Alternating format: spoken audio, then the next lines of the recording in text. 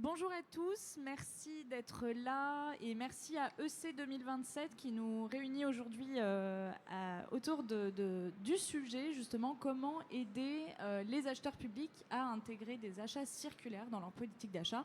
Donc EC 2027, c'est une association qui regroupe des entreprises qui se fédèrent tous autour de l'objectif de faire avancer le sujet de l'économie circulaire, notamment auprès de la sphère politique. Donc aujourd'hui, on va parler justement, notre actualité, c'est l'entrée en vigueur du décret d'application de l'article 58 de la loi AGEC, donc de la loi anti-gaspillage pour une économie circulaire. Donc qu'est-ce que ce décret d'application vient préciser ? Eh bien, il vient préciser justement quelles sont les catégories qui sont concernées par ces achats circulaires, et il vient un peu définir aussi qu'est-ce qu'un achat circulaire. Donc il y a justement ces achats, ils sont circulaires parce qu'ils sont issus du réemploi, de la réutilisation, ou ils intègrent des matériaux recyclés. On va voir que ça peut aussi aller plus loin, peut-être, la définition d'un achat circulaire.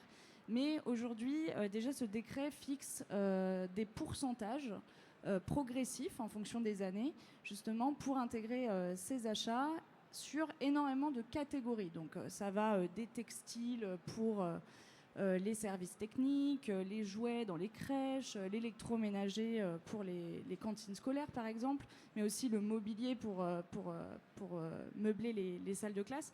Donc énormément de catégories d'achats sont concernées, et on voit que ça vient un peu transformer donc la culture de l'achat public qui est habituée au neuf pour aller peut-être vers l'achat de seconde main. Donc on va voir tout ça avec nos trois intervenants qui sont... donc on a la chance de les avoir pour nous parler de ce sujet. Donc on a Jean-Michel Buff, donc, qui est conseiller régional des Pays de Loire et qui va nous partager ses retours d'expérience sur les nombreux cas pratiques qu'il a pu observer au cours de ses différents mandats. On a Sarah Schoenfeld, donc directrice impact et affaires publiques chez Murphy. Donc Murphy, qui est une entreprise qui commercialise des équipements électroménagers reconditionnés, mais aussi qui favorise justement la réparation et l'allongement de la durée de vie de ces équipements. Et puis enfin, Vincent Sens, donc directeur général de Manutan Collectivité. Et Vincent, je me tourne vers toi pour ouvrir cette table ronde justement, puisque ça fait longtemps, ça fait même 40 ans, que Manutan propose aux collectivités des articles de seconde vie. Donc justement, pourquoi vous avez fait ce choix ? Merci Elsa. En effet, ça fait plus de 40 ans que Manutan Collectivité, on essaie d'accompagner les collectivités dans leurs projets d'aménagement et d'équipement intérieur ou extérieur. Et en effet, depuis que cette loi AGEC est tombée, ça devient une préoccupation. Et nous, on s'est dit, et on ne voudrait pas que ça devienne une contrainte. Et en tout cas, c'est un enjeu fort pour la commande publique. Et donc, si c'est un enjeu fort pour les collectivités, ça devient un enjeu fort pour Manutan Collectivité. Donc, on s'est mis en action concrètement autour de deux axes. On est un distributeur, on vend des produits. Donc aujourd'hui, on a sur l'axe produit développé avec nos fabricants français essentiellement. On travaille à plus de 90% avec l'industrie française, avec Manutan Collectivité. Et donc on développe et on sélectionne pour les collectivités des produits avec de la matière recyclée essentiellement. Donc on a près de 62 000 produits qui sont aujourd'hui dans notre offre.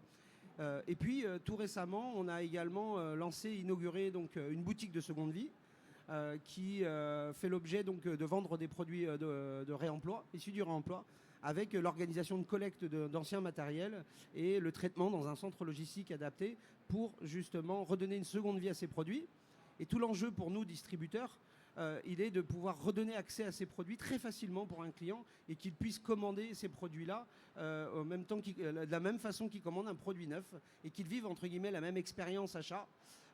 Et donc pour ça, on a développé tout un lot de fonctionnalités sur notre plateforme digitale, de filtres où il peut sélectionner des produits loi AGEC et autres, et il peut également mixer ses commandes, c'est-à-dire que l'offre de réemploi, elle n'est pas intarissable. En tout cas, pour le moment, elle est en cours de constitution. Elle ne couvre pas tout le temps 100% des besoins. Et ce qu'on veut, c'est que un client qui a besoin de 5 bureaux, peut-être qu'il peut déjà en prendre 2 en seconde vie et en acheter 3 autres neufs avec de la matière recyclée. Donc ça, c'est le premier investissement qu'on a fait, c'est de donner un accès assez simplifié et dans la recherche et dans l'achat de ces produits-là.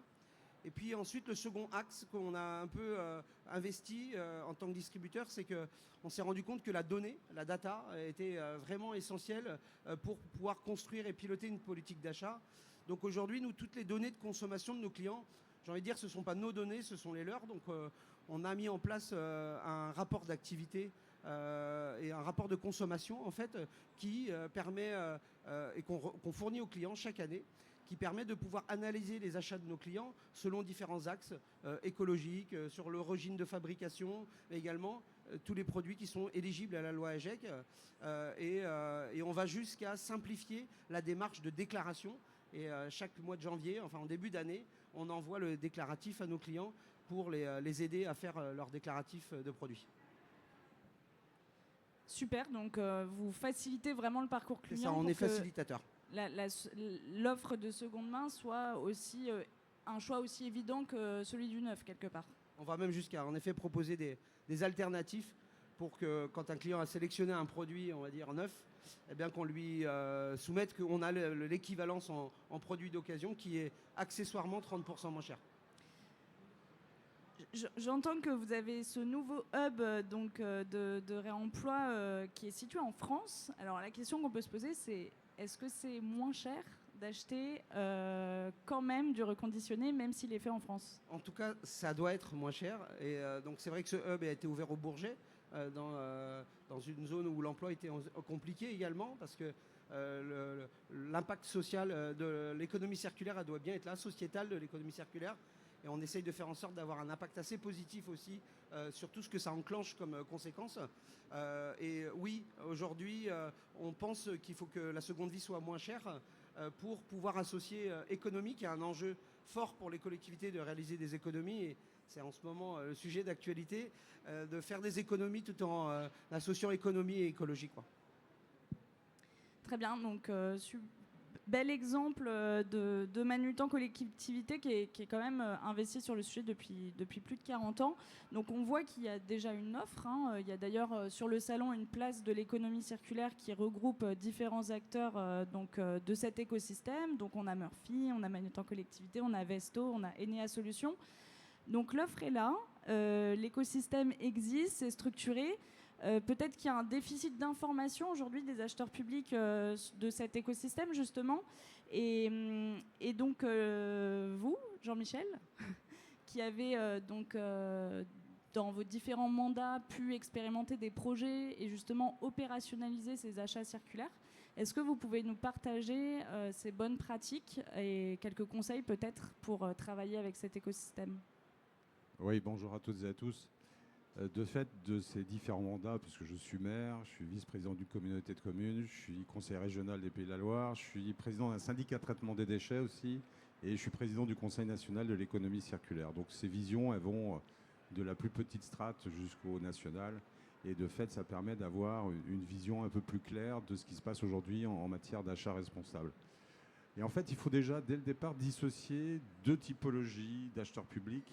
Le premier, ce sont les collectivités qui font plus de 50 millions d'euros d'achats publics. Et eux, ils ont déjà une obligation, ce qu'on appelle le SPASER, qui est le schéma de promotion des achats publics socialement et économiquement responsables. Donc déjà, la dynamique est engagée. Donc Sarah nous parlera d'exemples avec des grandes métropoles. C'est quelque chose qui est engagé. Par contre, la deuxième typologie de collectivités, ce sont celles qui ne sont pas soumises à ces SPASER et qui, au travers d'une volonté de l'élu et des services d'aller vers, ils ont besoin d'un accompagnement. La loi anti-gaspillage pour une économie circulaire, dans son article 58, donc ces fameuses 17 familles de produits qui sont soumis à l'obligation d'avoir minimum 20% issus du réemploi, ce n'est pas tellement connu dans les collectivités. Pourtant, c'est une obligation réglementaire. Donc, au sein du Conseil national de l'économie circulaire, on a mis en place un groupe de travail spécifique avec le CGDD pour voir quels étaient les écueils. Et l'écueil numéro 1, c'est bien évidemment l'information auprès des acheteurs. Et donc, de fait, il va falloir monter en puissance pour que les collectivités soient vraiment au fait de ces obligations, tant du côté des services que du côté des élus. Et puis, deuxième écueil qu'on a vu, alors, on a fait changer un certain nombre de dispositions par un décret modificatif, en particulier sur les nomenclatures, les codes CPV, etc., justement pour faciliter les achats. Et deuxième écueil, on s'est aperçu que finalement, au-delà de la bonne volonté d'un élu et de ses services, il y a la problématique du sourcing. Alors tout le monde ne va pas forcément chez Manutan faire ses achats, et autant essayer de faire travailler l'aspect local aussi, qui est très important dans les communes les plus petites, et faire en sorte de travailler soit avec l'économie marchande, soit avec l'économie sociale et solidaire, parce qu'il y a un des aspects aussi de la loi climat et résilience qui oblige les éco-organismes d'avoir des fonds réemploi, lesquels fonds réemploi sont à destination de l'économie sociale et solidaire. Donc il y a un mouvement de masse qui se passe aujourd'hui du côté de l'offre. On voit, elle est structurée, l'offre. Maintenant, il faut que la demande se mette en adéquation avec cette possibilité. Et comme on le sait tous, mieux produire, mieux consommer, c'est ça l'essence même de l'économie circulaire.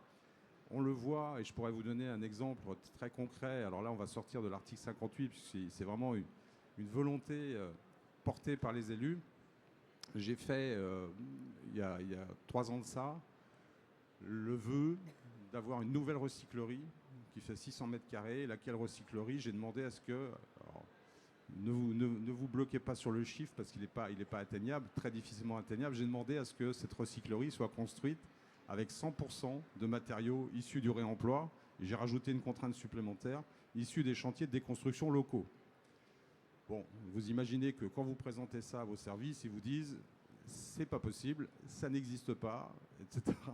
Les CCTP ne sont pas construits comme ça, etc., etc. Et puis derrière, il faut les cabinets d'architecture qui eux-mêmes sont peut-être accompagnés d'un MO réemploi.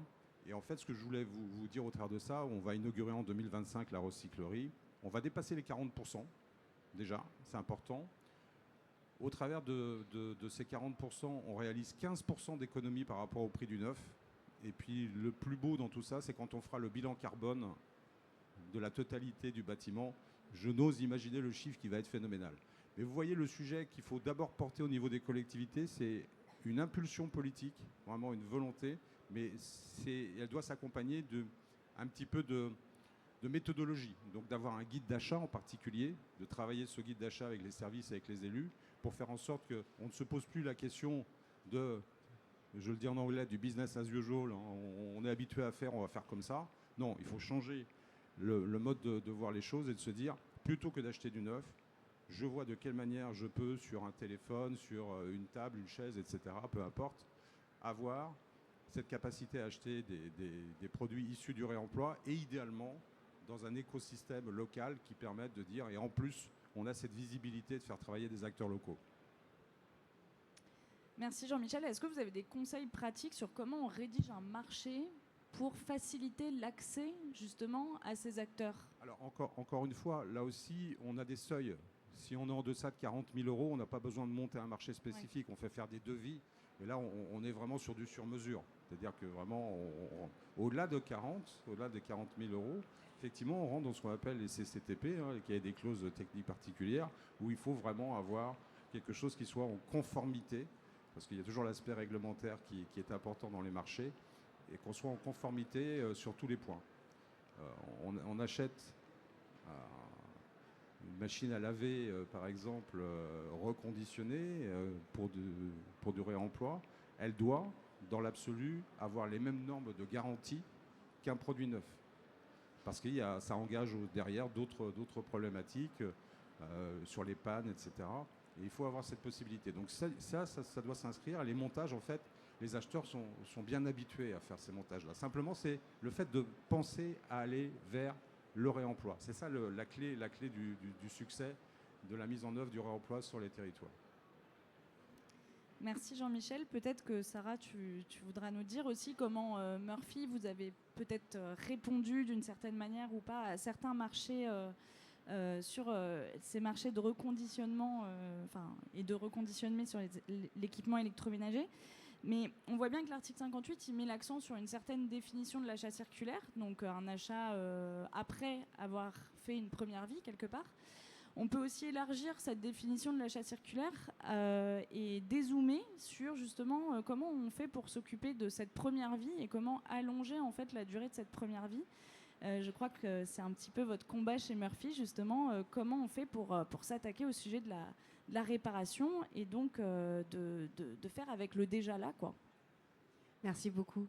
Bonjour, enchantée. Donc, Murphy, c'est une entreprise qui a 3 cœurs de métier. On répare à domicile, on reconditionne, on vend des produits reconditionnés et on forme également. C'est très important, on forme en local dans différentes villes de France parce que c'est un métier en tension. On n'a pas assez de techniciens réparateurs en France et donc on s'est attelé à ce défi.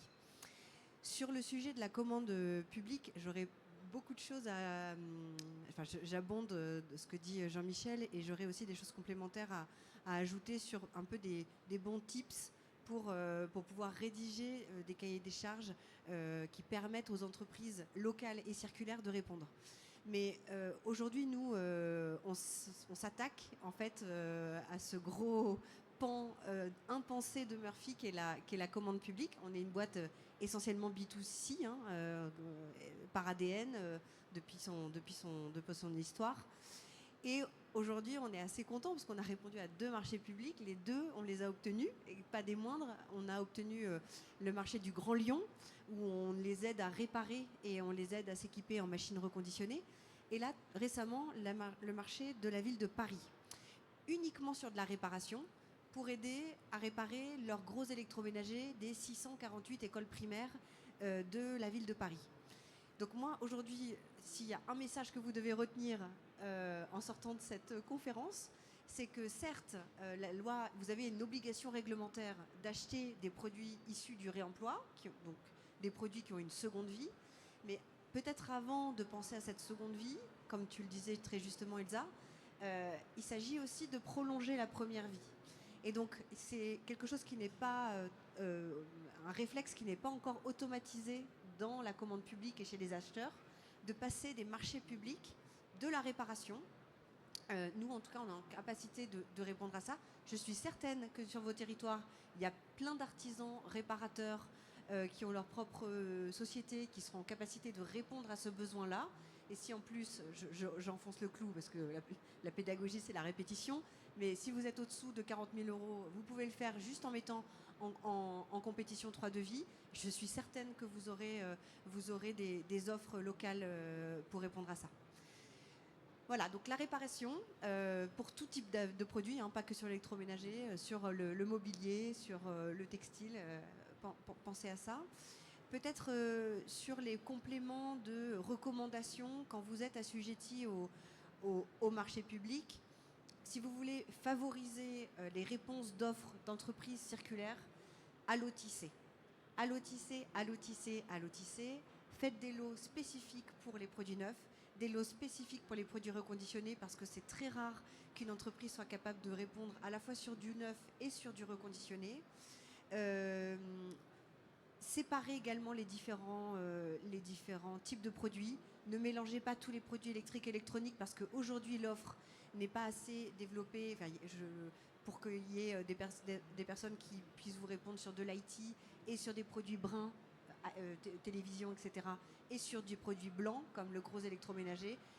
Il faut vraiment bien séparer tout ça. Ça fait plus de travail, mais c'est très important si vous voulez favoriser des réponses d'entreprises de l'économie circulaire. Merci Sarah. J'entends vraiment dans vos 3 interventions 2 points très forts. L'ancrage local de ces solutions. Donc en plus de faire des économies, ça redynamise aussi des tissus économiques au niveau local. Donc pour les territoires, pour les collectivités, c'est super important de savoir d'où viennent justement ces équipements, par qui ils ont été remanufacturés ou reconditionnés, et cet ancrage économique. Et puis il y a aussi quelque part cette culture de l'achat de seconde main qui progresse grâce au fait que les acheteurs sont aussi des citoyens et que l'offre de seconde main, la culture d'achat de seconde main progresse. Donc est-ce que vous êtes confiant justement sur ce changement quelque part de culture d'achat globalement ?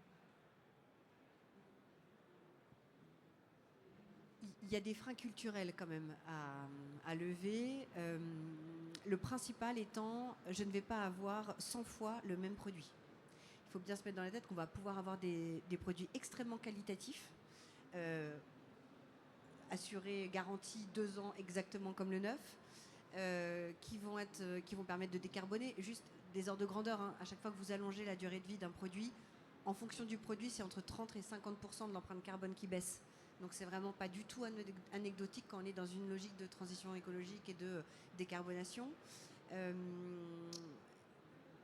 Donc il faut lever ces freins culturels-là. Vous n'aurez pas les mêmes produits, mais vous allez permettre de décarboner. Vous aurez des produits à qualité égale, beaucoup, beaucoup moins cher. Enfin, je redis le chiffre que tu avançais, hein, moins 30% en moyenne. Donc à la fois je décarbone, en plus je fais des économies d'euros, je favorise l'emploi local et je respecte mon obligation réglementaire. Donc je fais une pierre, 4 coups. Bon, bah on y va tous. Un dernier mot ?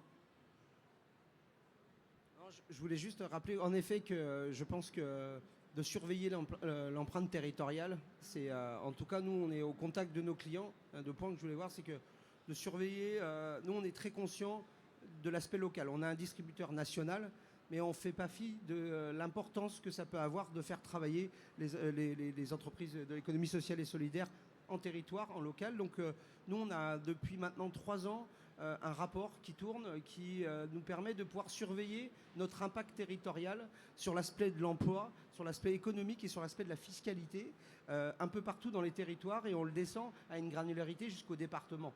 Parce que c'est important justement de démontrer que même si Manutan Collectivité est un acteur national, on est très soucieux de faire travailler donc, ces entreprises de l'ESS, mais également nos fabricants, des entreprises avec des personnes en situation de handicap. C'est tout cet écosystème en fait, qui travaille. Nous, encore une fois, on se positionne comme facilitateur. En aucun cas, on va prendre à partie les belles initiatives qui peuvent être faites en local. On essaye d'être facilitateur parce qu'on est un distributeur, on a un rôle à jouer dans cette histoire pour essayer de rendre accessibles toutes ces belles initiatives. Ça, c'était le premier point. Puis après, en effet, il ne faut pas oublier que tout ça, on le fait pour faire baisser le bilan carbone. Et moi, j'aimerais que j'ai un doux rêve que demain, on puisse comparer des paniers, des commandes auprès de nos clients en leur disant, si vous choisissez ce produit-là, le bilan carbone de votre commande, il baisse. Et que plutôt que ce soit une contrainte de loi, que ce soit plutôt une prime, qui soit une reconnaissance qui soit versée aux collectivités, on va dire entreprenantes sur ça, ce serait la suite pour moi de l'étape pour pouvoir faire ça. Maintenant, le chemin, il est encore long parce que, et la preuve en est, moi, sur le salon, on est plein de clients qui sont venus nous voir, plutôt des collectivités rurales. Et ouais, il y a encore un travail sur la pédagogie parce que je crois que 9 sur 10 m'ont dit qu'ils n'étaient même pas au courant de la loi AGEC. Donc il y a encore du travail, beaucoup, beaucoup de travail. Et on veut prendre notre rôle, nous, là-dedans, d'utiliser notre proximité. On a des commerciaux qui sont dans toutes ces collectivités chaque jour. Et on va prendre le bâton de pèlerin pour les aider, un, leur expliquer, et deux, les accompagner.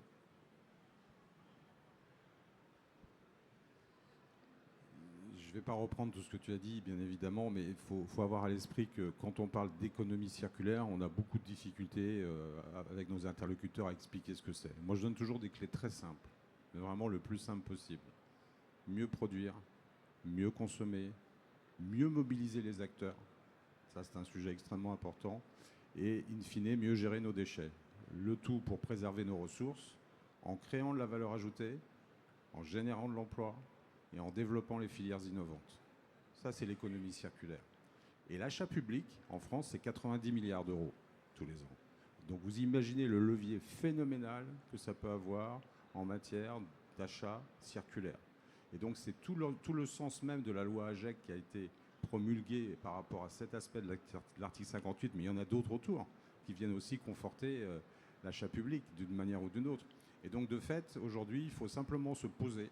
Quand on est élu, acheteur public, on se pose et on regarde comment je peux faire autrement.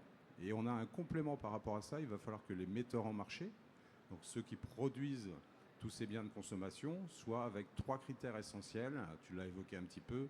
Durabilité, réparabilité pour les produits qui sont concernés par la réparation et recyclabilité. Et maintenant, il faut qu'on ait sur le marché que des produits qui répondent à ces caractéristiques, ce qui va permettre encore plus un développement facile de l'économie circulaire.